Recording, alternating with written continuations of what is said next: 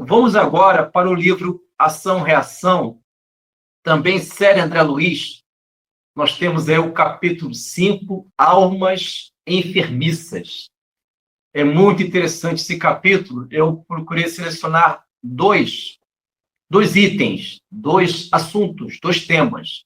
Halo vital e exalação peculiar.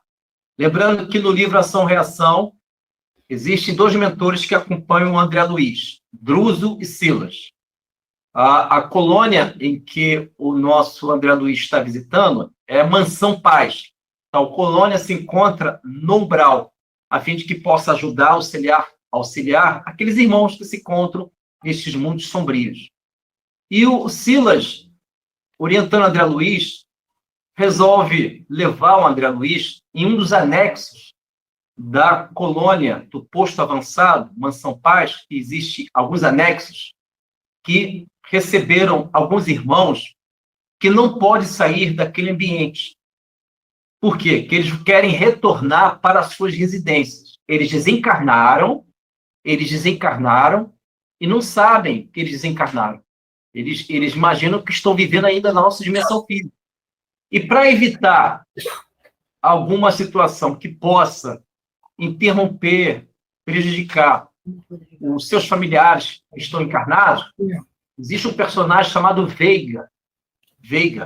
Ele se encontra numa espécie de uma cela, de uma prisão no sentido de conter ele, que ele quer sair dali, e é o encontro dos 3 filhos, em que ele deixou bens, e ele pretende, como espírito desencarnado, desarmonizar o lar que ele viveu, que agora ele deixou aquele mundo físico. E o nosso André Luiz, orientado pelo Silas, diz o seguinte, que existe no Veiga, que é o personagem desse capítulo 5, de nome Almas Enfermiças, do livro Ação-Reação, o Veiga, ele exala um cheiro muito desagradável, um odor muito desagradável, porque o André Luiz ele sente esse cheiro no mundo astral. E o Silas, mentor, resolve explicar para o André Luiz que existe o halo vital e a exalação peculiar.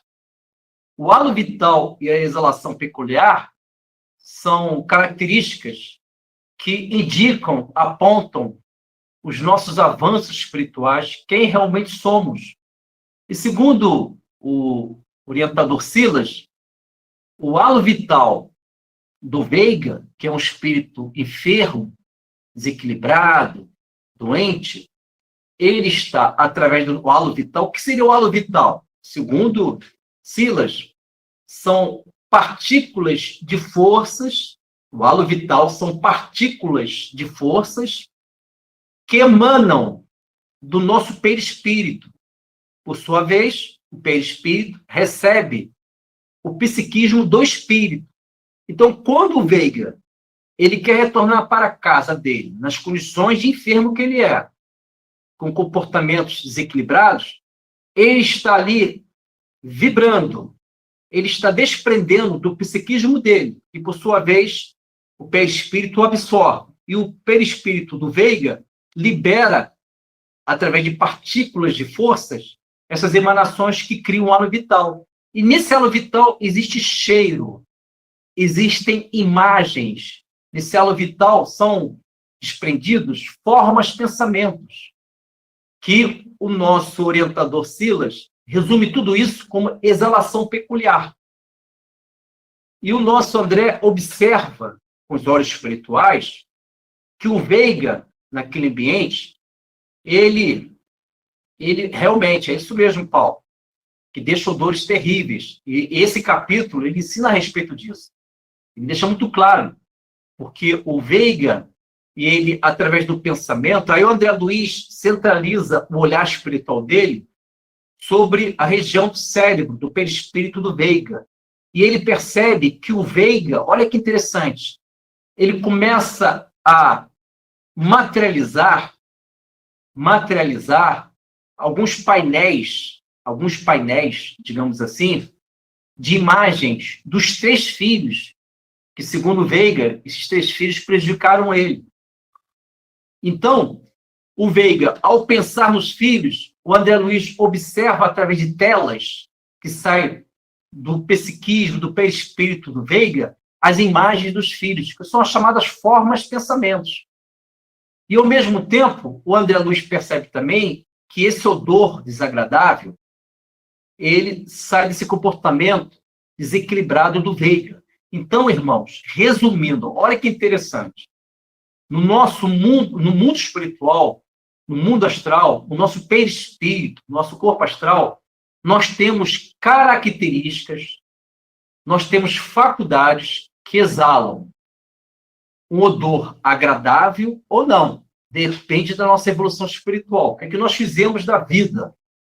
No nosso perispírito existem partículas de forças que elas se desprendem, elas saem do perispírito e criam emanações que são classificadas como halo vital. Ela fica em volta do perispírito.